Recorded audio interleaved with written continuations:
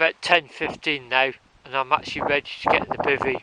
So I'm going to go to bed shortly, or certainly get in the sleeping bag and just lie down and just listen to the wind and just think about the day and the camping experience. I'll see you in the morning.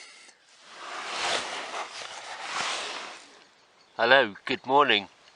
It's now coming up to 7 AM on Wednesday. I've been awake about 40 minutes, I suppose. This is just still lying inside my bivvy, but I've undone the inner door, but there's a mosquito net flapping around, you see, so that's the view I'm looking at. That's the picnic table I had my dinner on last night, and over there would be looking down over towards the Bristol Channel.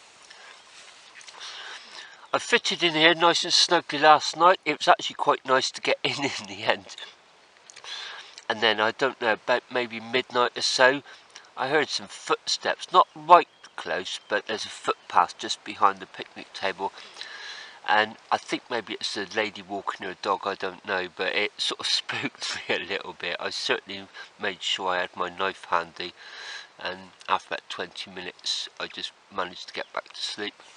It's now about 7:30.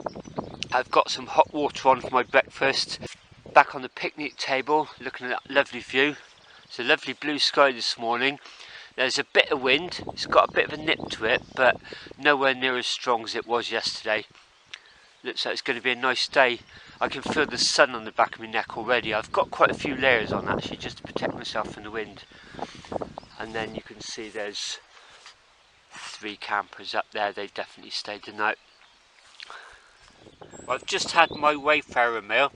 Beans and sausages, very nice to have some hot food.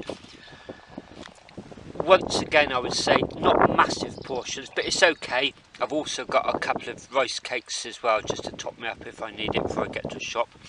And I've got some water boiling for my first of a couple of coffees, I think. As I intend to do on the Fosseway ride, I've just made up a couple of sachets of coffee, exactly how I like it, with a sweetener in. Again, I can just dispose of all the baggage afterwards, keep things as light as possible. The water's on the boil. I don't use this very often, but I bought it along tonight, and I thought I may have to eat my meal off it tonight underneath the tree, just do the cooking here in the drizzle, but luckily I've been able to use the picnic table tonight. It's a Cascade Wild ultralight folding table. It feels like plasticky corrugated cardboard. Folds up very, very small. You can see how it works. It just comes apart like that, folds in, and then it's got a couple of poppers, and it's almost exactly the same dimensions as the windshield I've bought out tonight, so they actually pack up really well together. Gives you quite a nice surface. It actually says do not stand on table, maximum weight £10, so it does bear quite a lot of weight, and I've found that. You may be able to see in here, this Chinese copy of the Transit doesn't have to pump out some heat once you put a windshield around it and use it properly. It's a lot more powerful than I first thought, to be honest. Second cup of coffee. I have got a third sachet. I've got plenty of fuel and plenty of water, so there probably will be a third cup. I'm gradually getting all my packing done on this table, and it's a good chance to dry things. Just really loving this view. So my plans for this morning, I'm going to head down over Ebber Gorge, and then I'm going to head along on minor roads to the outskirts of South Shepton Mallet, a place called Cannards Grave, because I want to recce a piece of the Fosseway, which is no longer in use, but looks like it's rideable. It's a recce for day 1 of my Fosseway ride from Exter up to Bath, and again it'll be the longest day, and also I'll be so close to home, there's going to be the temptation just to main road it. So I really want to see if these are rideable. I've done quite a few bits already. To be honest, on one of my recce's I totally forgot to do this bit, so today's a good opportunity to include that as well. It's coming up to 10 o'clock in the morning. I'm getting ready to leave. The bike's all packed up, and that's where I camped. The only real evidence is a little bit of flat grass. I've just kicked it up a little bit as much as I can, but otherwise leave no trace. What a amazing camp.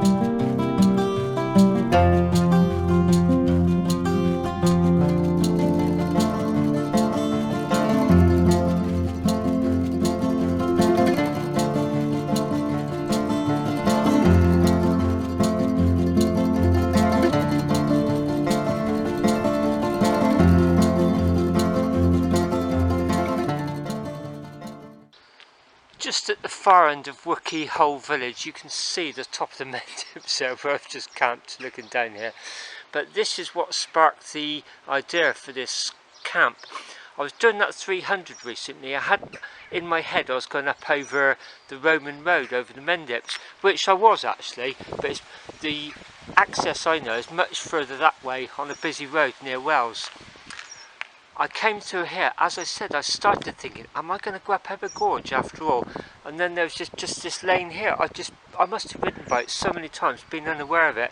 And that took me onto the Roman road, the old Bristol road, without going anywhere near Wells. And it was absolutely fantastic road, really, really was. Exactly the same as happened today, as happened on my 300. I've just been sent up a turn I didn't even know existed. In fact, it looked like somebody's drive, and it just turned into a track only about a quarter of a mile long, and it looks like it's bypassing that junction down there, and it's going to come out, well, I'm not sure where it's going to come out. This is what I love about navigating by GPS. The track clearly leads somewhere. I don't know where I'm going to come out, but I would have never just come up here on instinct. I really wouldn't. Well, I've emerged. That's absolutely fantastic. It's about 3/4 of a mile, and I noticed it's part of the West Mendip Way. To be honest, I'm not 100% sure where I am. I think this might be the old Bristol Road going up over the Mendips, and that would make sense because I joined it from the Wookey direction, the road that I didn't even know about, to be honest. Still not sure where it's going to come out, and I absolutely love roads like this.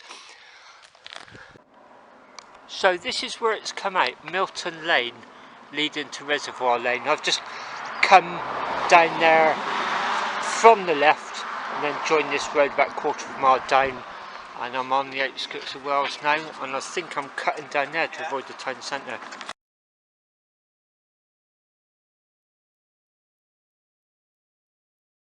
At the end of the Bishop's Palace footpath, I just followed the track, and it's coming along here, this footpath. This is really nice just walking along here. It's a footpath, so I'm not really permitted to cycle, and I wouldn't want to anyway. But yeah, I've never been along here. It's just really nice for the track to send me along here. So again, I don't know where I'm going to come out. Presumably I'm going to join that road up there somewhere. That footpath, which took about 15 minutes to wander along, brings you out in the village of Dorlcote, which is exactly where I wanted to get to. I'm now coming into Cannards Grave, so this is the junction. You can see there's a road going straight across here, so when I ride the Fosseway, I'll be coming up from the A37 that way. The new road, the A37, then bends round to take the contour out the hill. I really want to avoid that, so that's what I'm going to try and be doing today. That short bit of road, and then when it rejoins another road, there's what looks like a footpath. I want to explore that as well. I've just come round from where that green lorry's come. I've joined a very busy road, and this is the Fosseway along here. You can see this is much quieter and safer. I didn't want to have any hesitations at junctions when I do my ride. I'll be navigating by the Garmin, and sometimes when you stop at junctions it takes a while for it to kick in, and that's when I normally make mistakes. To be honest, I have to backtrack. Long here then, it joins another road, and then I'm going to try this bit of footpath which I think might be rideable. I'm now at the end of that quarter of a mile leg of the Fosseway. You come out behind what used to be the Cannards Grave Inn. It's called something else now. So I'm going to join that main road, and I've street mapped it just past the boundary of Shepton Mallet. There's a bus stop on the right hand side, and I think I can cut through there. I'm probably going to have to walk. You can see what a very busy stretch of the road this is, so I've just come in that way, avoiding that road down to Shepton Mallet. This is in effect a bypass. I think on the right hand side there may be a footpath that cuts out another bit of road. So I've walked across, literally just about 100 yards up from that pub, the Well Inn. Just rode along the pavement, right by this bus stop, and here's the cut through. That looks perfectly rideable.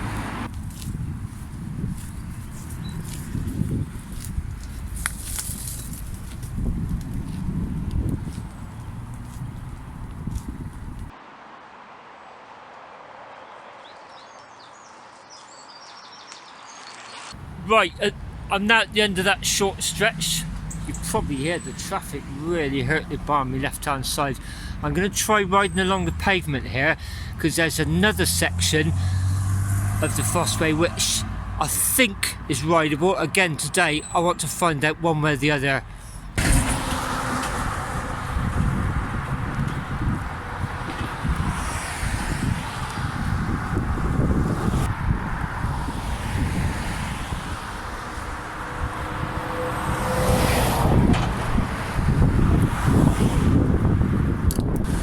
Busy Shepton Mallet. So I came along that pavement.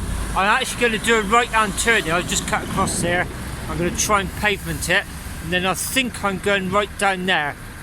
But as you can see, Foss Lane.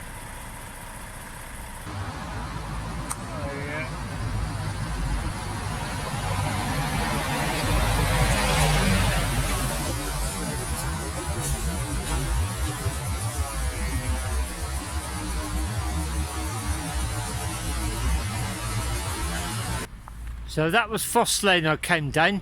Really nice little toll house there. And then the Fosseway goes through the Charlton estate, and then it just peters out into a track. That's what I want to see today, whether I can take the first part of the climb out of Shepton Mallet up here. It avoids the busy A37 that way. If this doesn't work out, there's some lanes along there about half a mile, but I'm trying to stay as authentic to the Fosseway as possible. So again, today will be it'll either work or it won't, so let's give it a go. So I just dropped down through the estate. Nice little waterfall here. So the Fosseway leads on up there. Let's give it a go, see if it'll work. This spot is as far as I could get with Google Street View. It does look rideable to start with, and then I did a satellite view and it was just obscured by trees, but on OSM mapping it does designate it as a footpath. So the first part is metalled. You can tell there's vehicle access up here, and this is the reason. Gas installation. Now it becomes bridleway. I'm going to have to watch that guy as I go up, but if I stop halfway I don't think I'll get started again. Just at this spot there's a really good view of Charlton Road viaduct. That's the masterpiece of the Somerset and Dorset Railway. 27 arches on a curve. And then Shepton Mallet station would have been at the southern end of it. Wow, that's a really good view. You really get an idea of the curve.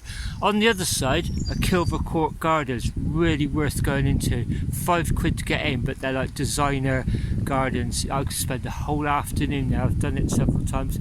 Oh, I just see the busy A37 going up there, so we're going to be running parallel to it up here. I got about a third of the way up it, I guess. I just hit a muddy patch and stalled. Wow, really good view of the viaduct here. You can see it looks like it's about to level off.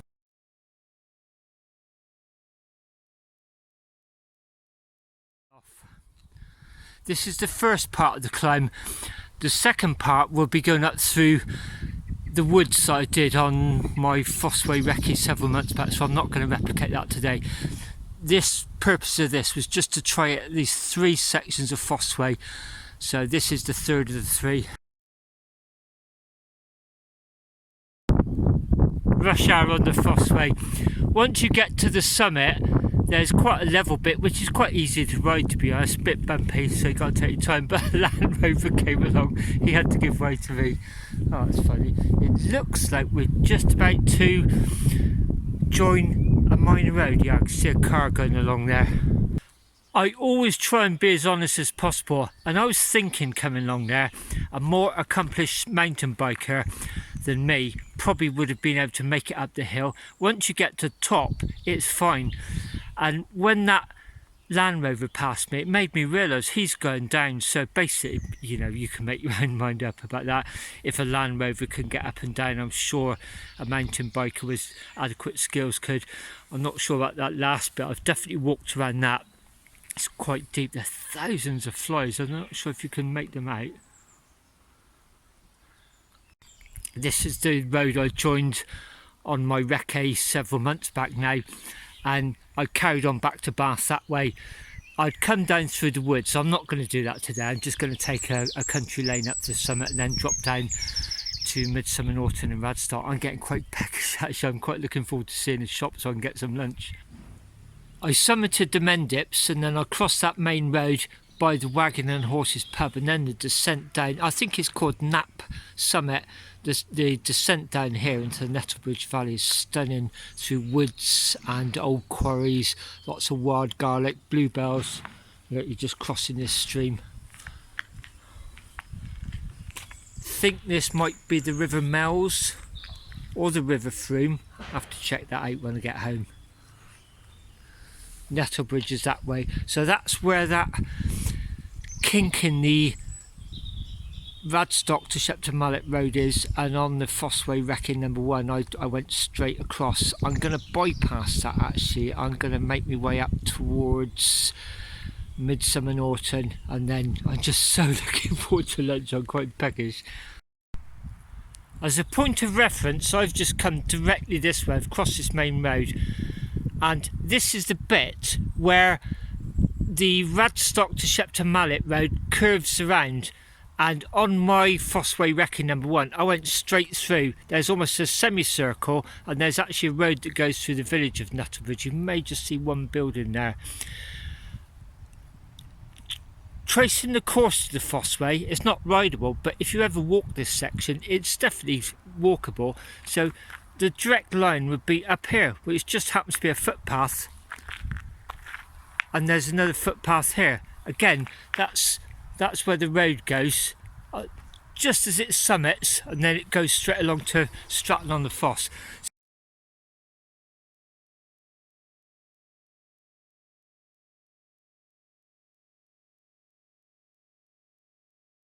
So if you're walking it, this would definitely be walkable. What I'm doing to avoid climbing up that really busy road, I'm just going along here a couple of 100 yards, and then I'm going to take a very sharp right hand climb up by that house there.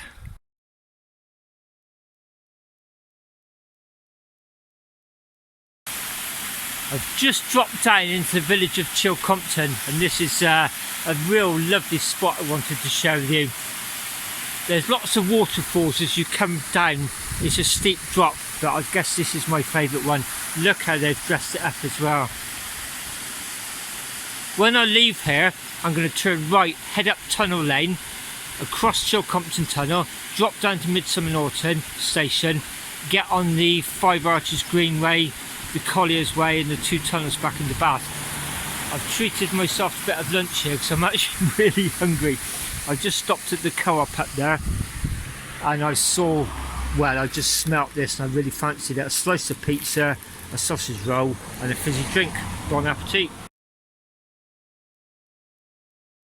I'm now on the Collier's Way cycle track. It runs along the old Somerset and Dorset Railway between Radstock and Midford, and then there's 2 tunnels back into Bath. I'll get off that, literally a couple of 100 yards from my house. I'm going to finish the video here, but I just wanted to say what a fantastic camp it's been. And the idea for the camp last night was just exceeded expectations actually. That sunset after the rain stopped really made it actually. I quite liked having other people there camping, to be honest, in their camper vans, although some footsteps around about midnight or so did spook me a little bit, I must say. This morning's been fantastic, and it's just another example of what's on your doorstep. Some of the tracks and the roads there I just didn't know. Some I did, I've just put them in a different sequence, and it just felt like exploring again. I'm really chuffed to have researched the 3 pieces of Fosseway, and I was thinking, gosh, you know, day one's going to be quite hard, the longest day, and there's some really severe climbs. And then a thought went through my head, well, at least you won't have all the bivvy kit on, all the camping kit, because Exter to Bath, there's just no need for me to take that. I'll be much lighter, and then I'll stock up with the MREs, the camping kit, the billy can, etc., sleeping bag at Bath. And it's quite steep out of Bath up to Cirencester, I guess. After that, I think it gets a lot flatter. I'm going to finish the video here as usual, so thank you very much for watching. Look out for each other. Until next time.